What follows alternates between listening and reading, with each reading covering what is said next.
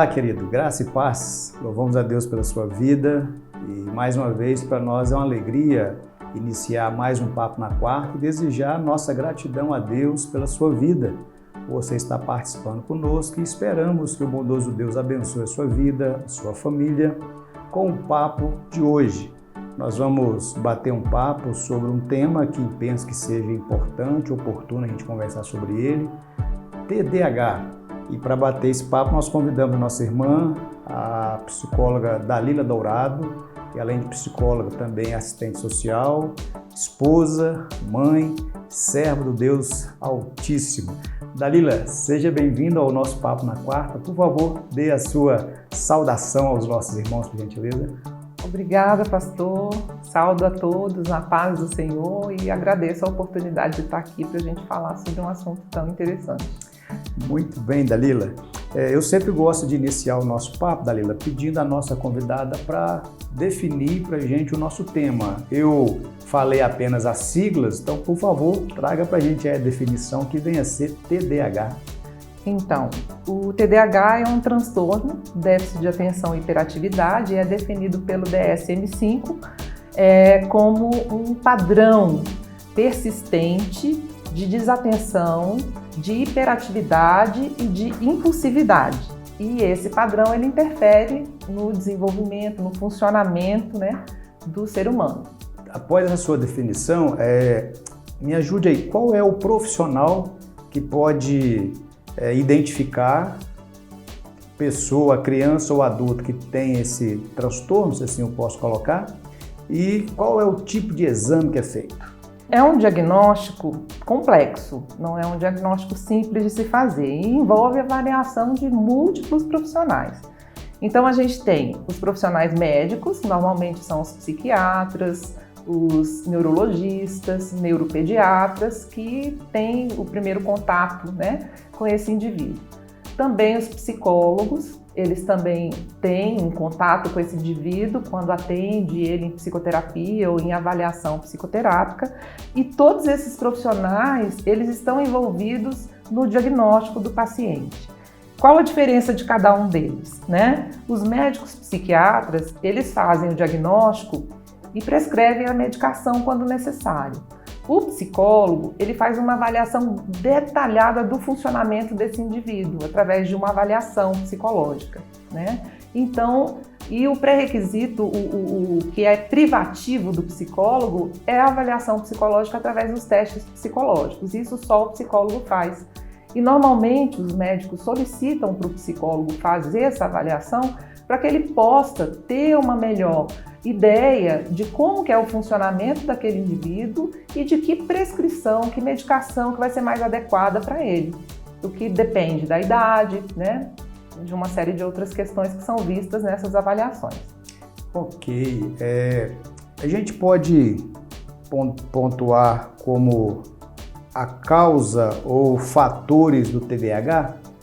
Eu digo que são múltiplas determinações, Não há uma relação de causa e efeito. Tal coisa leva uma pessoa a ter um transtorno do déficit de atenção e hiperatividade. Eu digo que é uma relação de múltiplos fatores. A gente tem aí os fatores genéticos, Isso é bem importante porque já tem estudos que mostram que o TDAH ele tem uma estrutura hereditária, sugere uma influência genética. A gente tem a questão neurobiológica, a própria alteração da estrutura, do funcionamento do cérebro é diferente, Áreas do cérebro são impactadas, como as áreas de controle dos impulsos, Existem diferenças nos neurotransmissores também, como a dopamina, que desempenha um papel importante no TDAH. A gente tem fatores ambientais, a própria poluição hoje em dia é estudada nesse sentido e pode interferir durante a gravidez, na primeira infância, e aumentar o risco do TDAH, os fatores psicossociais, o próprio ambiente e até dieta e nutrição. Já existem estudos falando, algumas pesquisas que sugerem que algumas deficiências nutricionais e alimentares eles podem exacerbar os sintomas do TDAH em algumas crianças. Então nós temos aí múltiplos fatores. Múltiplos fatores. E dentro desses múltiplos fatores, a pessoa, vou usar a expressão aqui, revelou que tem o TDAH, a gente tem níveis ou quais tipos de TDAH? Nós temos tipos de TDAH, né? O DSM-5 ele categoriza o TDAH em 3 apresentações, né? O do tipo predominantemente desatento, né? O do tipo predominante hiperativo e impulsivo e o do tipo misto, que pode vir combinado com a desatenção, a hiperatividade e a impulsividade. Então nós temos esses 3 tipos aí. Dentro desses 3 tipos, quais são, se eu posso pontuar, os desafios de uma pessoa que tem TDAH? Muitos são os desafios, né, que uma pessoa pode ter ao longo da vida. Porque o TDAH, como ele afeta a atenção, afeta o controle dos seus impulsos, ele pode ter e afetar também desempenho acadêmico, né, profissional, relacionamentos sociais, pode aumentar o nível de estresse, de ansiedade da pessoa. Então, o importante é dizer que, apesar desses fatores, né, apesar desses desafios, é importante destacar que existem estratégias de enfrentamento, né, que existem profissionais que estão capacitados no atendimento a essas pessoas e que podem melhorar muito a qualidade de vida dessas pessoas. Dalila, então, dentre esses tipos aí que você pontuou, o pai ou a mãe levou a criança nos profissionais adequados, os exames foram feitos, detectou que ela tem TDAH. Como que a família pode lidar com essa pessoa? É muito importante a família nesse processo, porque a família é o apoio emocional dessa pessoa, né? Então, a compreensão, o acolhimento, incentiva a autonomia desse indivíduo, uma comunicação aberta, isso tudo ajuda na organização, no planejamento da vida dessas pessoas. Quanto antes descobrir, né, melhor.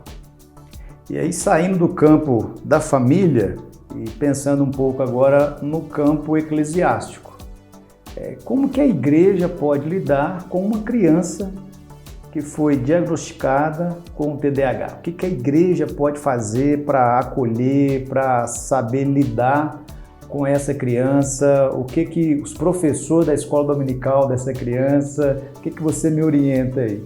Bom, a igreja, ela desempenha um papel muito significativo, né? Tanto com crianças como adultos com TDAH. Existem pessoas que são diagnosticadas ao longo do tempo, né? E não na fase da infância.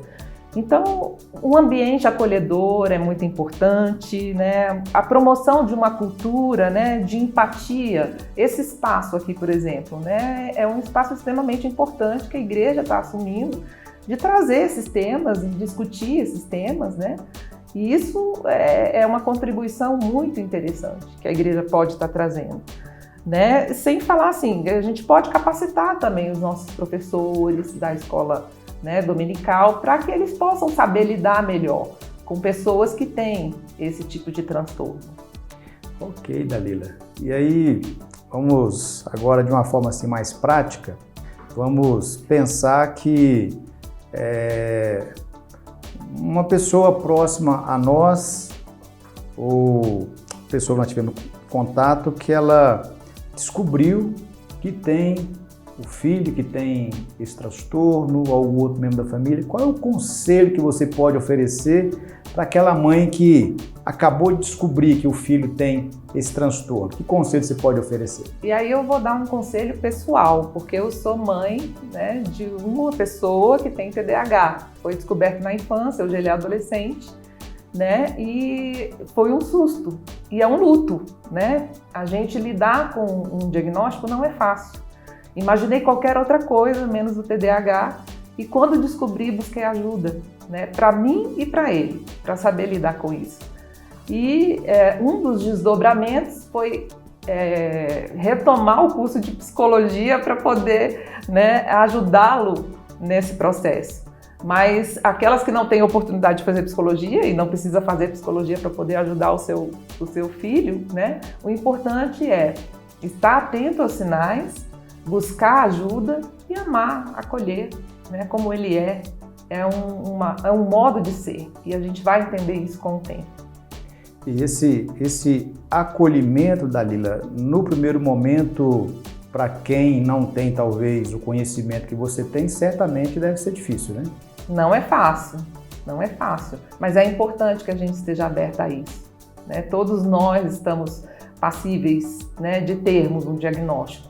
Inclusive, o diagnóstico tem um componente hereditário, possivelmente sou eu. Né? Então, entender isso, entender a nossa história, entender esses processos, isso não faz da gente menor do que ninguém. Nós podemos fazer o que nós quisermos, mesmo tendo um transtorno. E aí, me permita, de forma assim mais pontual, já que você colocou para a gente aí o seu caso, e como o seu filho conseguiu lidar ou consegue lidar com esse TDAH? Então, meu filho hoje, ele tem 14 anos, né? Nós descobrimos na fase da alfabetização, ele teve dificuldade em aprender a ler, escrever, matemática, né? E a gente achou estranho, porque o meu primeiro filho não tive esse tipo de problema. E aí eu fui investigar e tudo estava ligado à atenção, né?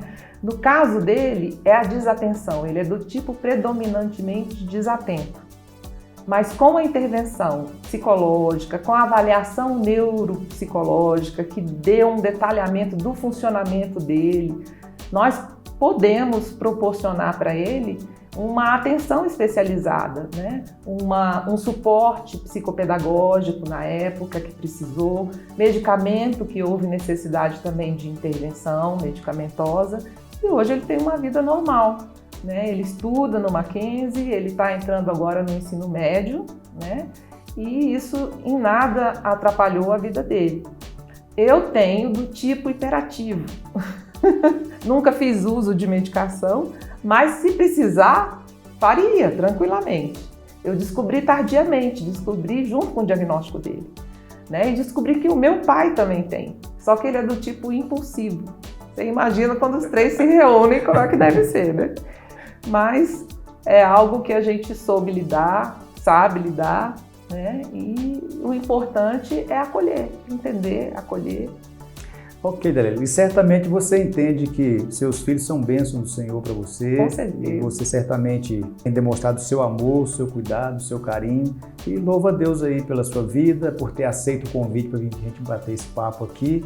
E espero que o nosso papo possa abençoar aqueles que vão participar conosco em outro momento. Por favor, o papo correu tão bom que chegamos ao final. Dê a sua palavra final aí para os nossos irmãos, por favor.